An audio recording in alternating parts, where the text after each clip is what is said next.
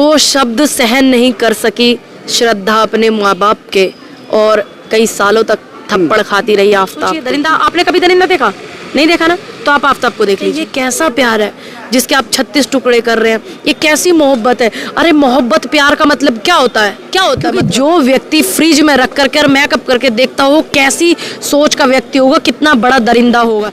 35 टुकड़े करने के बाद 14 दिन की पुलिस रिमांड के बाद अब आफ्ताब जेल में आराम से रह रहा है, आराम से सो रहा है, आराम से खा पी रहा है, कोई टेंशन नहीं है। सबूत के नाम पर पुलिस के हाथ लगभग खाली हैं।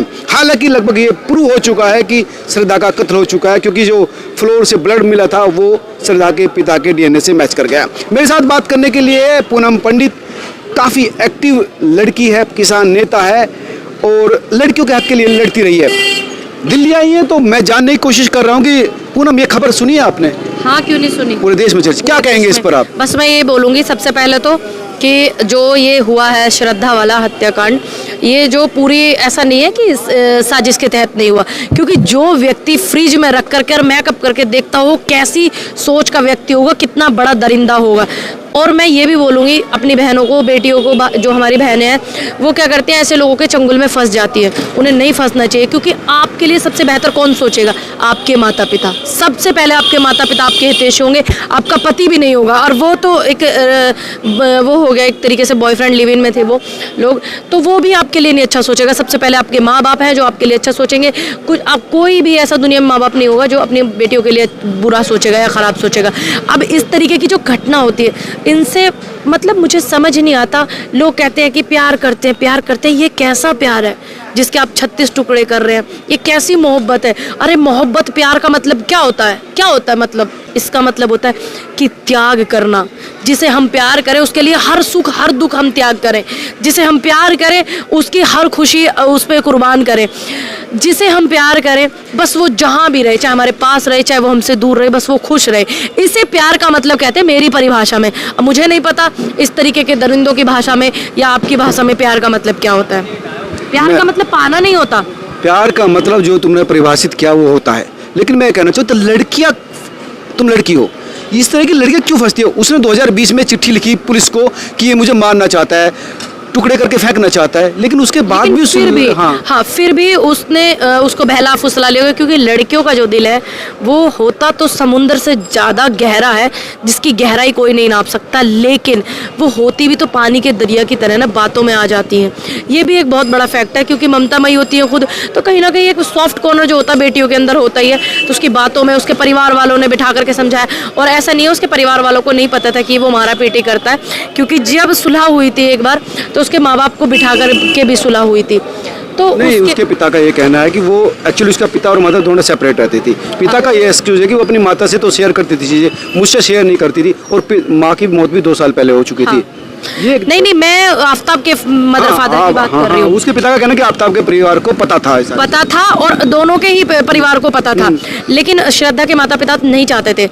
दूसरी बात, जब 2020 में चिट्ठी लिखी, उसके बाद श्रद्धा ने बैठ करके और परिवार वालों ने बैठ करके, जिसमें आफ्ताब की फैमिली भी थी और उनकी फैमिली भी थी, श्रद्धा की, सुलह कर ली। तो वो जो चीज़ थी वहीं पे उसको वापस लेना पड़ा कंप्लेंट को, जिससे कि बहुत बड़ा नुकसान श्रद्धा की फैमिली ने उठाया, श्रद्धा ने उठाया। रिजल्ट जो आपके सामने है। हमें नहीं करना चाहिए ऐसे, हमें भावुक नहीं होना चाहिए, क्योंकि जब हम कभी किसी मोड़ पर निकल जाए। ये महत्वपूर्ण बात है पूनम की, लड़की कब समझे कि ये व्यक्ति तुम्हारे लिए ठीक नहीं है, ये व्यक्ति, इसकी साइकोलॉजी ठीक नहीं है। जब पहला चांटा लगे, जब पहली बार गाली गलौच हो, या पहली बार हिंसा हो, इस तरह की चीजें कैसे? दो शब्द सहन नहीं कर सकी श्रद्धा अपने माँ बाप के, और कई सालों तक थप्पड़ खाती रही आफ्ताब के।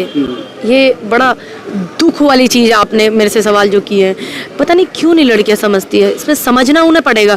उससे भी ज़्यादा मैं उनके माता पिताओं को बस ये बोलूँगी कि हमें, या आप हैं, हमारे भी माता पिता हैं भाई, ऐसा नहीं है, हमारे भी मदर हैं। मेरे फादर बहुत फ्रेंडली थे, बहुत ज़्यादा फ्रैंक थे, और हमारे माता पिता को ना हमारे अच्छे दोस्त होना चाहिए। जिससे कि हम अच्छाई बुराई हर चीज़ शेयर करें। बच्चों के अंदर डर नहीं होना चाहिए, माता के प्रति सम्मान होना चाहिए, जो अपने माता पिता का सम्मान करे, कोई गलत चीज़ ना करे।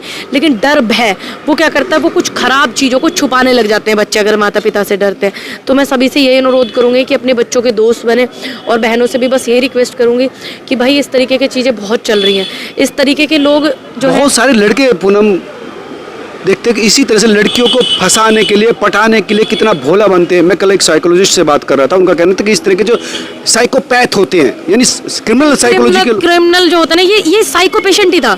अगर ये पेशेंट भी साइकोपैथ जो, हाँ नहीं, मैं आफ्ताब की बात कर रही हूँ, ये साइको था। अगर ये साइको नहीं होता तो ये 35 टुकड़े नहीं करता, फिर फ्रिज में नहीं लगाता, फिर चेहरे को निकाल करके बाहर नहीं रखता। कैसा दरिंदा था ये साइको ही तो था।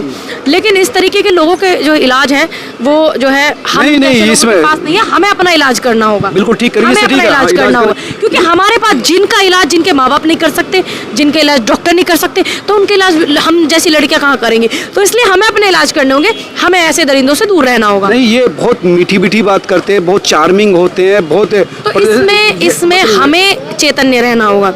ऐसे लोगों पर कड़ी कानून कार्रवाई होनी चाहिए, सजा मिलनी चाहिए कड़ी से कड़ी। आफ्ताब को, ऐसे दरिंदों को मिलनी चाहिए। लेकिन उससे भी ज़्यादा समझने की बात है कि हमें चैतन्य रहना होगा। अच्छा, वो आराम से, उस टेंशन नहीं है उसको, 35 टुकड़े के बाद आराम से खा पी रहा है। मैं उसका बॉडी लैंग्वेज भी देख रही थी, वो अभी पेशी पे आया था, तो बिल्कुल जिसको बोलते हैं ना दरिंदा, मैंने सिर्फ टीवी में देखा था और सुना था कि दरिंदा नाम की कोई चीज़ होती है, लेकिन मैंने अब जो देख लिया, उस बंदे को देख लिया जिसकी आप बात कर। पुलिस इंटरोगेशन में मुस्कुरा के जवाब देता है। आप सोचिए, दरिंदा, आपने कभी दरिंदा देखा? नहीं देखा ना, तो आप आफ्ताब को देख लीजिए। पूनम, पूरे इस हत्याकांड का जो एक मार्मिक हत्याकांड है, समाज के सभी लोग जो है इसकी निंदा करते हैं, इसका पूरा राजनीतिकरण किया जा रहा है, लव जिहाद का नाम दिया जा रहा है। देखिए, मैं एक बेटी के लिए आवाज़ उठा सकती हूँ। मैं इस इतनी दुख की घड़ी में इस मुद्दे पर कोई राजनीति नहीं करना चाहती। बस मुझे इतना पता है कि जो श्रद्धा का कातिल था वो एक दरिंदा था, वो एक मुल्जिम है, कातिल है, उसको कड़ी से कड़ी सजा होनी चाहिए। यूपी से नेता आते हैं प्रज्ञा साध्वी जी, वो कहती है अगर हिंदू कोई होता तो इस तरीके से उस औरत को बात करने का लहजा ही नहीं पता, तो मैं उस विषय में क्या बात करूं। मेरी नज़रों में जो उत्तराखंड अंकिता कांड हुआ था, जो भारतीय जनता पार्टी के नेता के लड़के ने किया था, जो जबरन प्रोस्टिट्यूट का काम कराना चाहते थे उस बेटी से और फिर नहर में ढकेल दिया उसको, उसकी भी हत्या हो गई थी। मेरी नज़रों में वो भी कातिल था, मेरी नज़रों में आफ्ताब भी कातिल है। इतने दुख की घड़ी पर सिर्फ भारतीय जनता पार्टी के लोग राजनीति कर सकते हैं, मैं नहीं कर सकती, ये मेरे वश में नहीं है। सिर्फ मैं अपील कर सकती हूँ सरकार से कि कड़ी से कड़ी कानूनी कार्रवाई होनी चाहिए, कड़ी से कड़ी सजा मिलनी चाहिए कातिल को। पूनम, सबूत के रूप में पुलिस के हाथ लगभग खाली है। अब उसके पिता कह रहे हैं कि इसकी सीबीआई जांच होनी चाहिए। तो अगर उसके पिता चाहते हैं श्रद्धा के सीबीआई जांच होनी चाहिए तो जरूर होनी चाहिए, क्योंकि उसकी फैमिली चाहती है। जब उनको संतुष्टि नहीं होगी किसी चीज़ से, तो फिर क्या करोगे आप ऐसी पुलिस का, ऐसे सिस्टम का, ऐसे डिपार्टमेंट का? कुछ नहीं ना। तो उसके फादर चाहते हैं तो जरूर होनी चाहिए। क्या दिक्कत क्या है सीबीआई जांच में?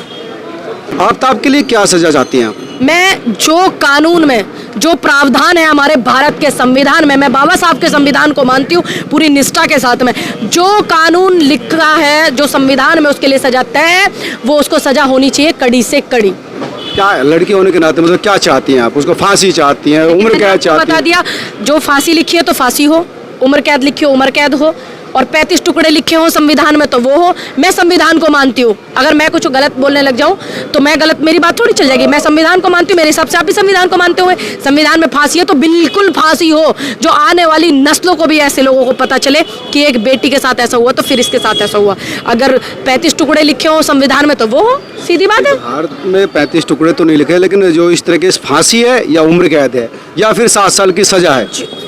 देखिए, अब आप ये बात नहीं घुमाइए भाई जी, एक बेटी गई है परिवार से, आप इस बात तो मैं कह रहा हूँ, मेरा सवाल था कि क्या चाहती हैं? सजा होनी चाहिए, फांसी होनी चाहिए, जिससे कि 10 लोगों को और अकल आए। 10 लोगों को और अकल आए ना, फांसी होगी तो और लोगों को अकल आएगी। बेटियों के साथ इस तरीके की चीजें नहीं करेंगे वो लोग। बिल्कुल फांसी होनी चाहिए और जल्दी होनी चाहिए, क्योंकि आप देख रहे हैं हमारे यहाँ पे बड़ा लेट लतीफ करते हैं, तो जल्दी होनी चाहिए जिससे कि ऐसी चीजें और ना हो और इस चीज की गूंज ज्यादा तक रहे लोगों में कि अभी देखो ऐसा। लड़कियों के लिए कुछ कहना चाहिए? मैं बस यही बोलूंगी कि ऐसे लोगों के चक्कर में आप मत आइए। आपके माँ बाप आपके लिए सबसे अच्छा सोचेंगे। अगर ऐसा कोई चीज आपकी होती है, आपके अफेयर होते हैं, अपनी फैमिली को बताइए, अपने माँ बाप को बताइए। अगर वो यस नो करते तो आप उसे चुनिए, क्योंकि अगर गलत आप करेंगे, अगर आप अपने माँ बाप की बात नहीं मानेंगे तो परिणाम देखो ऐसा होगा। तो ऐसा मत कीजिए। मेरा आप लोगों से बस यही रिक्वेस्ट है। आप पढ़े लिखे लोग हैं, आजकल हमारे देश में ज्यादातर लिव इन में लड़कियों को रहना चाहिए। देखिए, लिव इन में लड़कियों को रहना चाहिए, मेरे हिसाब से ये उनका अपना निजी फैसला है मेरे हिसाब से। ये क्योंकि मैं अगर बोल दूं नहीं रहे तो पता नहीं कितनी लड़कियां हैं बोलेंगी ये तो प्यार के खिलाफ है। मैं प्यार के खिलाफ नहीं हूं, ये उनका निजी फैसला है, लेकिन बहुत सोच समझकर अपने परिवार अपने फैमिली वालों के हिसाब से उनको लेनी चाहिए। और वैसे भी ये तो सुप्रीम कोर्ट ने भी लागू कर दिया, आपको पता ही होगा, एक पत्नी होते होते वो 2 पत्नी क्या अभी किया ना कानून।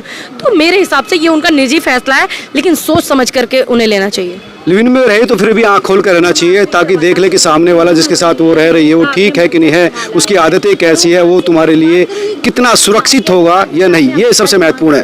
कैमरा से हरीश के साथ मनोज शर्मा, दिल्ली।